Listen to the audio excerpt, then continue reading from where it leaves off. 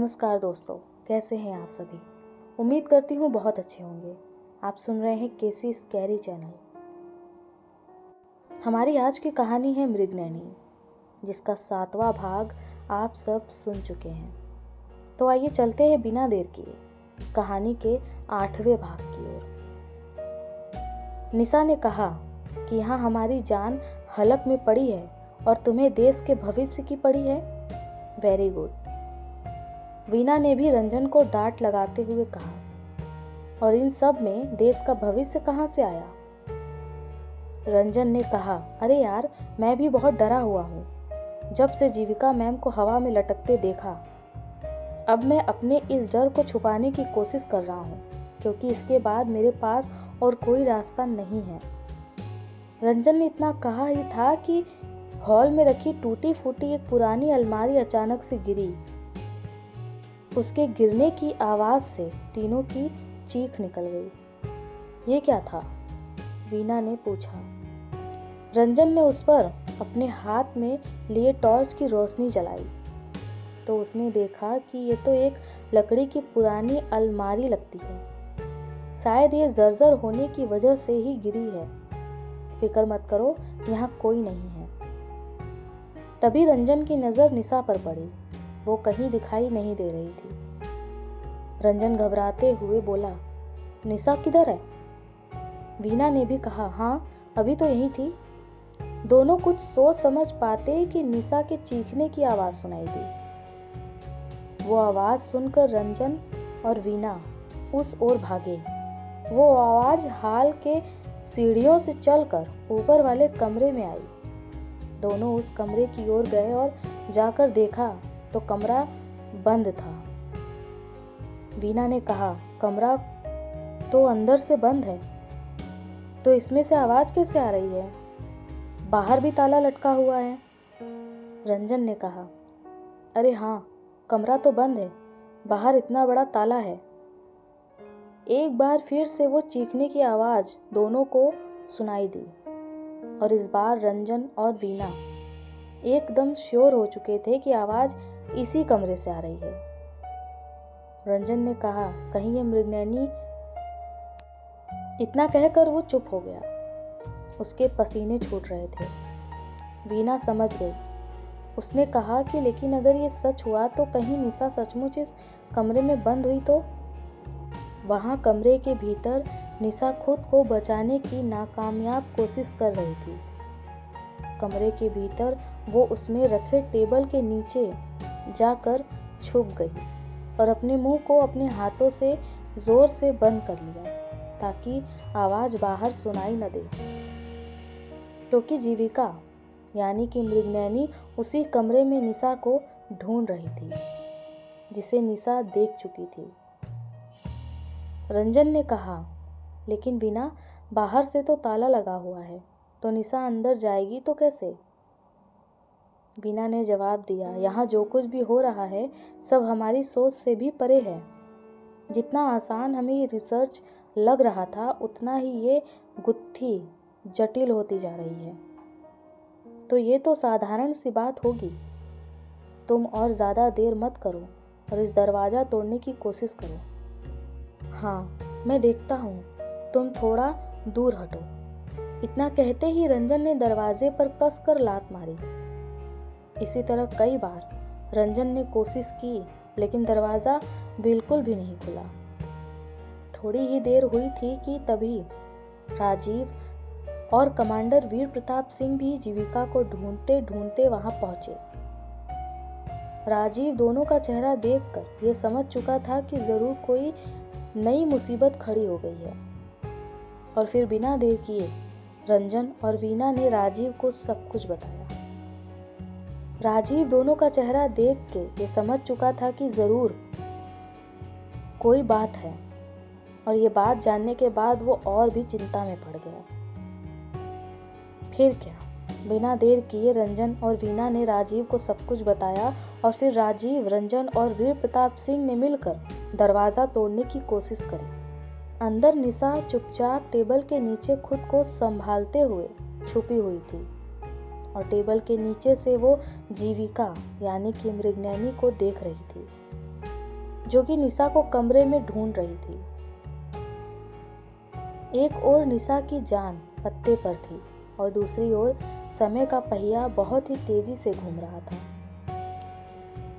जिसका डर राजीव के चेहरे पर साफ दिखाई दे रहा था कि कहीं सुबह हो गई और वो रूह जीविका के शरीर को छोड़कर बाहर नहीं निकली तो अनर्थ हो जाएगा और शायद फिर राजीव जीविका को हमेशा के लिए खो देगा।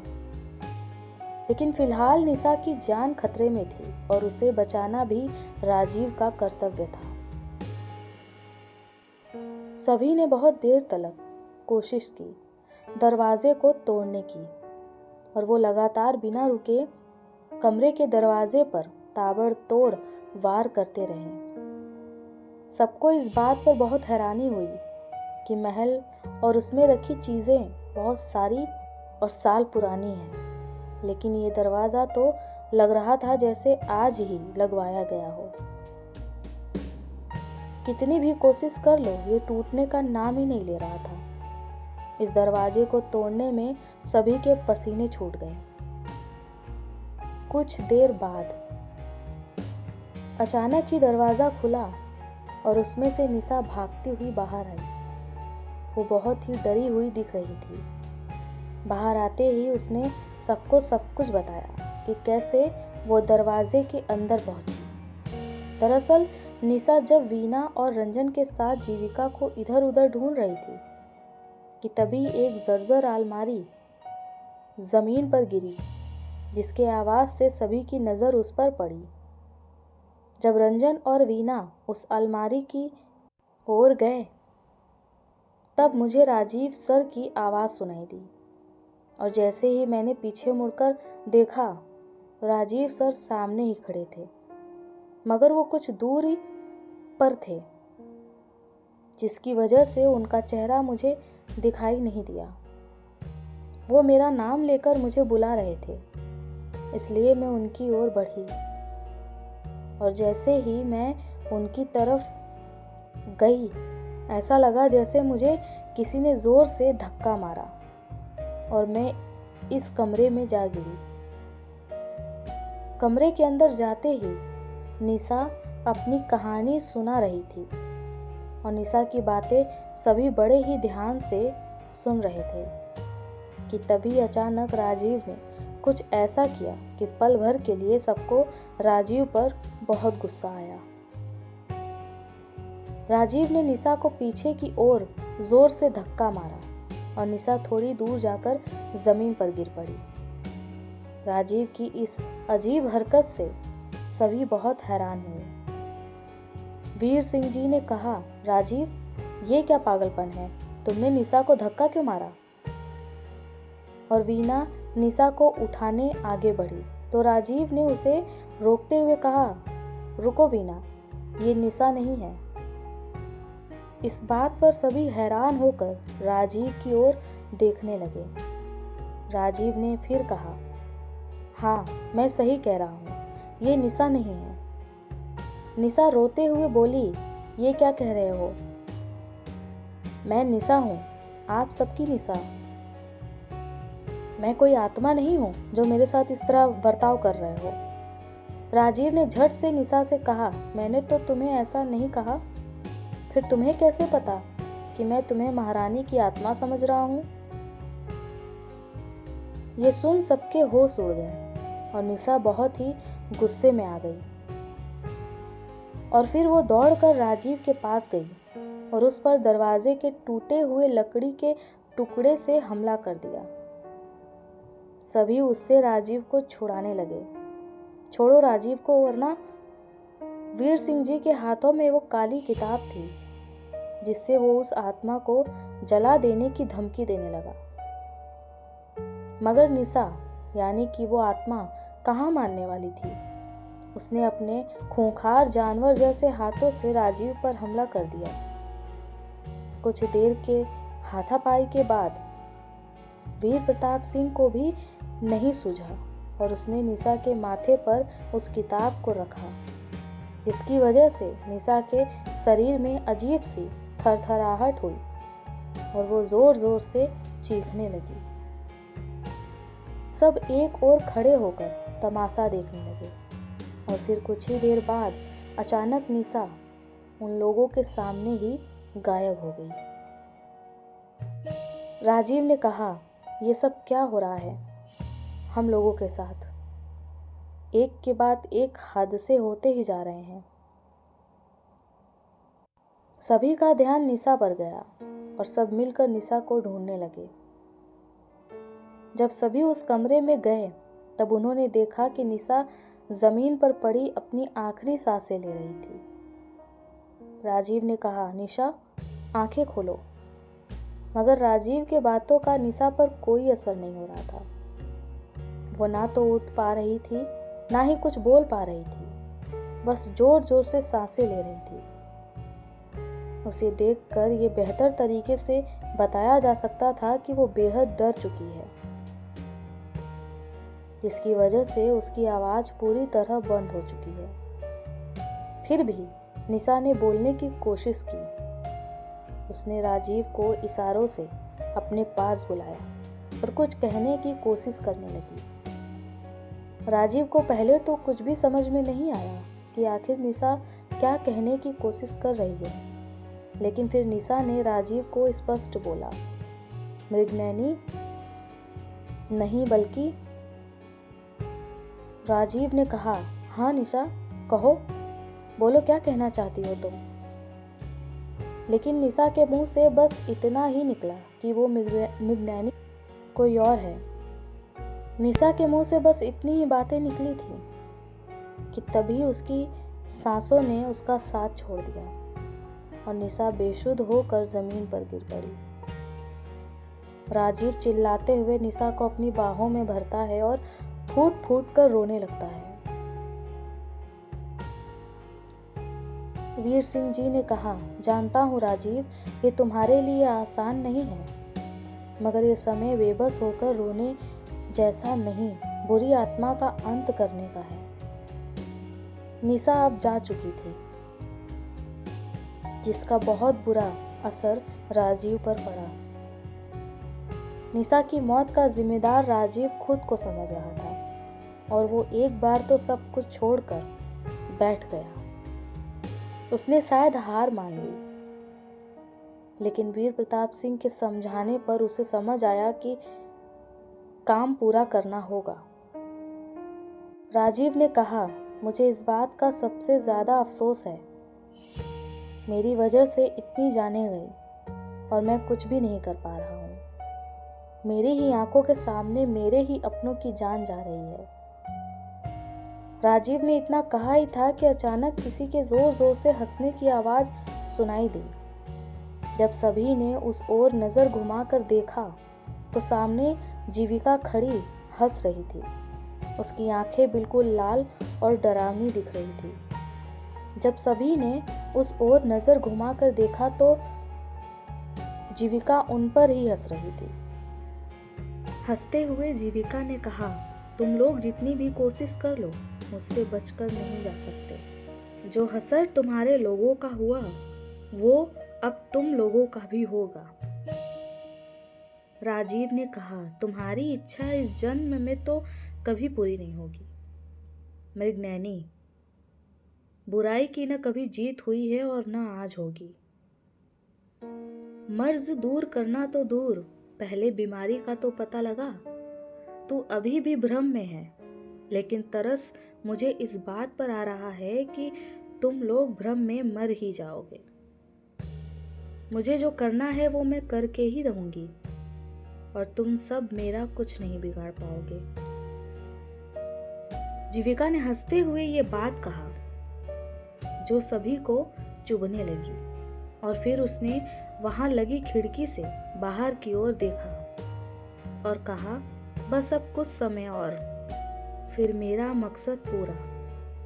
मैं जीविका को और साथ तुम लोगों को ले जाऊंगी, बस कुछ वक्त और इतना कहकर वहां से वो जाने लगी। सभी वहां खड़े बस उसे देख रहे थे। राजीव ने जब खिड़की से बाहर की ओर देखा तो आसमान में सफेदी छाई हुई थी। ऐसा लग रहा था कि थोड़े ही समय बाद सुबह होने वाली है। और साथ ही चील कौवे भी जोर जोर से आवाज कर रहे थे। शायद वो इत्तला कर रहे थे कि बस कुछ ही समय में शायद अब सब कुछ खत्म हो जाएगा, मगर इतने समय में जीविका को बचा सकते हो तो बचा लो। राजीव ने कहा, लगता है सुबह होने वाली है, और अगर एक बार चांद छुप गया, सूरज ने अपनी लालिमा बिखेर दी, तो उसके साथ साथ हम सब की उम्मीद भी बिखर जाएगी। हमें सुबह होने से पहले ही कुछ करना होगा। रंजन ने कहा, मगर हम करेंगे तो क्या?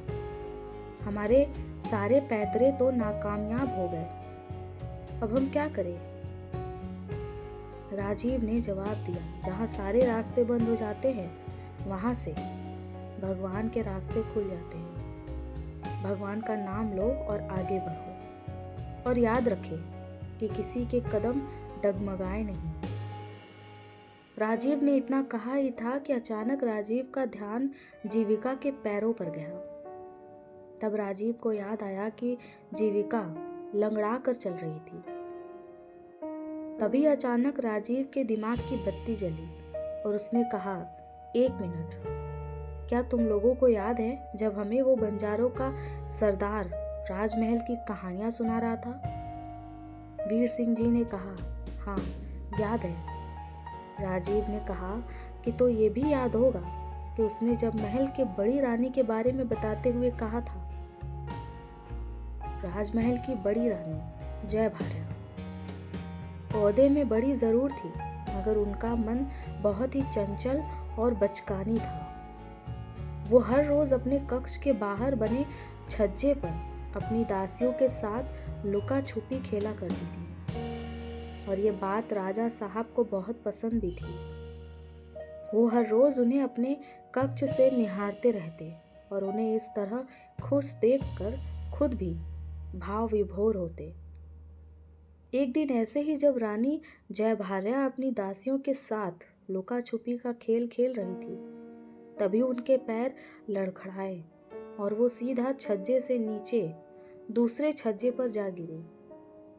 हालांकि उन्हें और कहीं ज्यादा चोटें नहीं आई, मगर उनके दाहिने पैर की हड्डी टूट गई, जिसकी वजह से वो आजीवन थोड़ा लंगड़ा कर चलने लगी। राजा साहब ने बहुत ही वैद्यों को बुलाकर उनका उपचार कराना चाहा, मगर रानी के पैरों को कोई भी ठीक न कर सका और रानी के सुंदर रचना और रूप रंग में नजर लग गई। यही कारण था कि राजा साहब और भी छोटी रानी मृगनयनी की ओर आकर्षित हुए। वीर सिंह जी ने कहा, हाँ मुझे ये अच्छे से याद है, मगर हमारा रानी जय भार्या के लंगड़ा कर चलने से या उनके किसी भी चीज से क्या लेना देना? राजीव ने कहा, लेना देना है, क्योंकि जीविका के अंदर जो आत्मा है वो राजमहल की छोटी रानी मृगनयनी की नहीं, बल्कि बड़ी रानी जय भार्या की है। सभी राजीव की बात सुनकर एक बार चौंक गए। वीर सिंह ने जी कहा, ये तुम क्या कह रहे हो? वीना, हाँ सर, ये कैसी बात है? राजीव ने सबको समझाते हुए कहा कि हाँ मैं सच कह रहा हूँ, ये मृगनयनी की आत्मा नहीं बल्कि जय भार्या की आत्मा है, जो कि जीविका के शरीर में है। मैंने भी इस बात को पहले नजरअंदाज कर दिया था, लेकिन जब मैंने आज जीविका को लंगड़ा कर चलते हुए देखा, तब मेरा शक यकीन में बदल गया। क्योंकि जब से जीविका की हालत ऐसी हुई है, तब से मैं एक बात नोटिस कर रहा था कि हम जब भी मृगनयनी की बात करते हैं तो जीविका को खास फर्क नहीं पड़ता, ना ही उसे गुस्सा आता है। मुझे पूरा यकीन है ये रानी जय भार्या की ही आत्मा है, जो हम सबको अब तक भ्रम में रखी हुई है, ताकि हम मेन जड़ तक पहुंच ही ना पाए। और तुम लोगों ने सुना नहीं, उसने जाते जाते क्या बोला? उसने बोला कि तुम लोग भ्रम में हो। आखिर वो किस भ्रम की बात कर रही थी?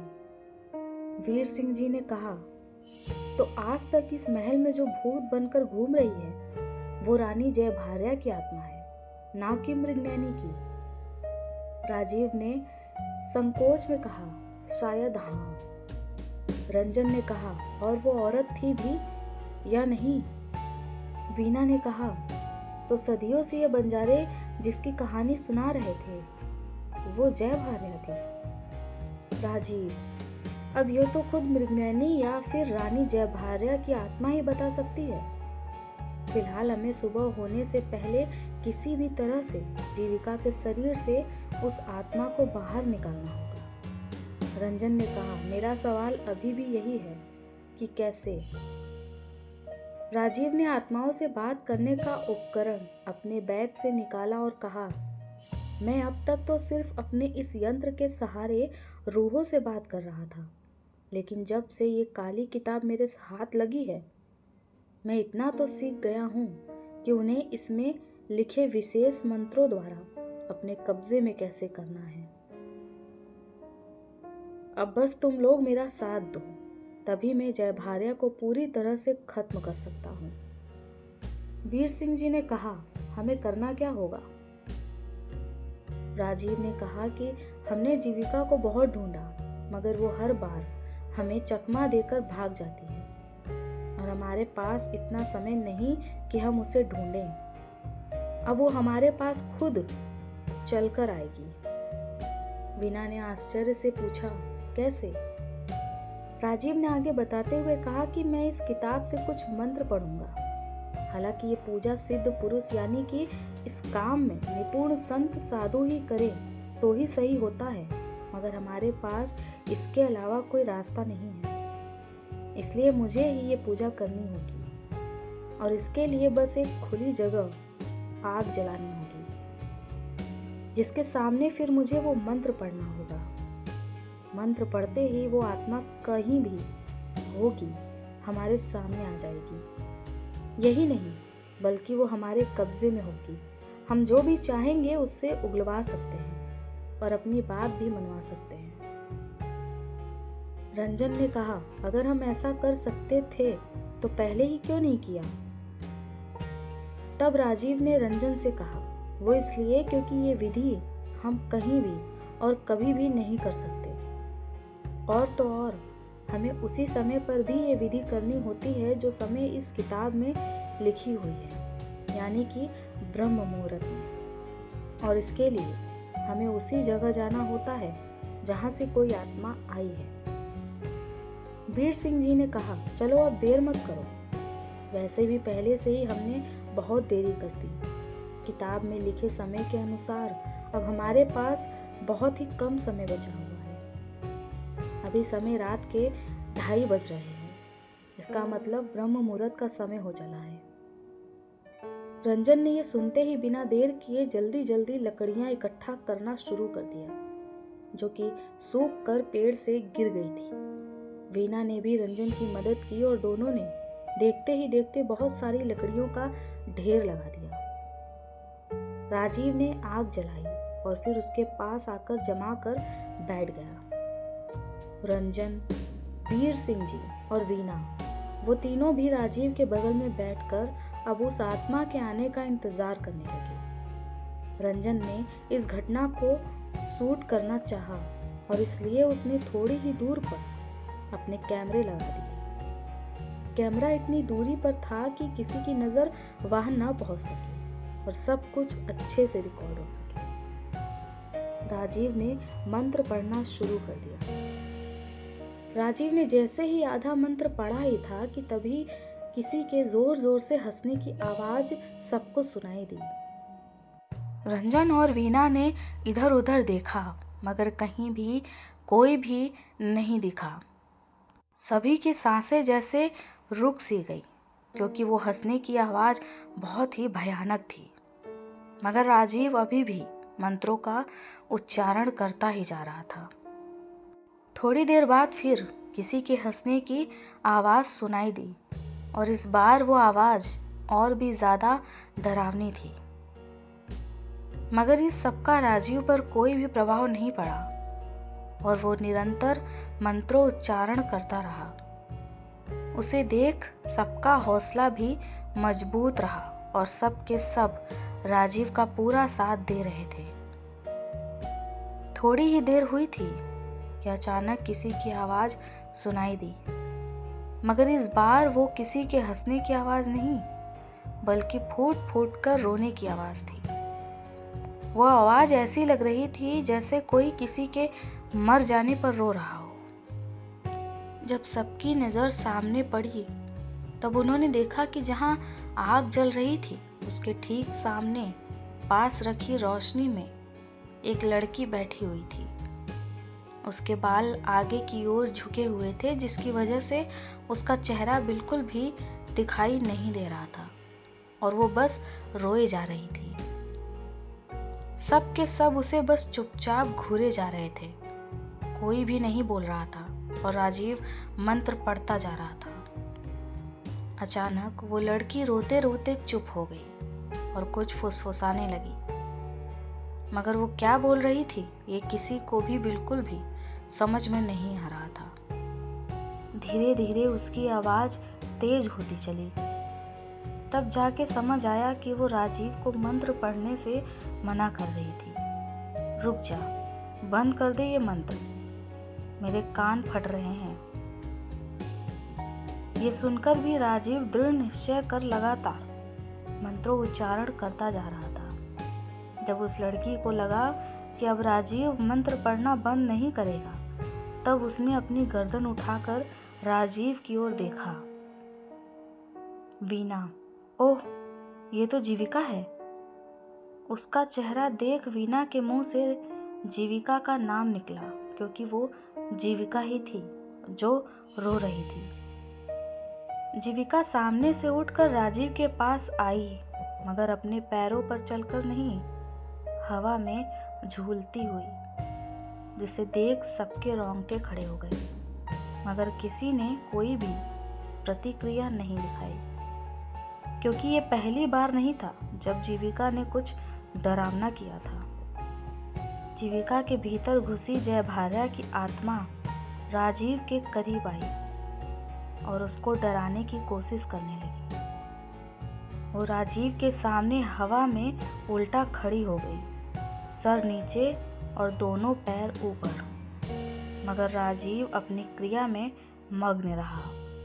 वो जीविका की ओर देख भी नहीं रहा था, क्योंकि बाकियों के तो पैरों तले जैसे जमीन ही निकल गई थी।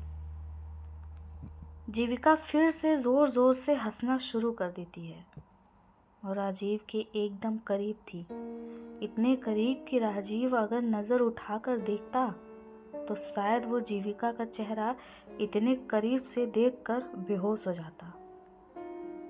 जीविका का चेहरा बिल्कुल लाल पड़ चुका था और उसके चेहरे पर कई कटे के निशान भी थे, जिससे खून टपक रहा था। उसके आंखों की पुतली बिल्कुल बेजान और सफ़ेद पड़ चुकी थी, जैसे कि मरने के बाद एक लाश की हो जाती है। सभी जानते थे कि ये जीविका नहीं है, मगर फिर भी उसके इस डरावने रूप से देखकर सभी काफ़ी ज़्यादा डर जाते हैं। जीविका ने हंसते हुए बोला, तू गलत कर रहा है। अगर तूने ये सब बंद नहीं किया तो मैं तेरी जीविका को इतना दर्द दूंगी कि वो वक्त से पहले ही मर जाएगी। राजीव ने मंत्र पढ़ना रोक दिया। ये सुनते ही उसके शरीर में जैसे सिहरन दौड़ गई। जीविका ये देखकर खुश हुई और बोली, ये तूने बिल्कुल ठीक किया, समझदार है तू, वरना तेरी बेवकूफ़ी की सज़ा बेचारी जीविका को मिलती और उसे कुछ घंटे पहले ही मरना पड़ता। दोस्तों, अगर आपको ये कहानी डरावनी लगी हो तो केसी स्कैरी चैनल को सब्सक्राइब करें। मैं ये कहानी यहीं पर समाप्त करती हूँ। कहानी का अगला भाग जल्द ही आएगा।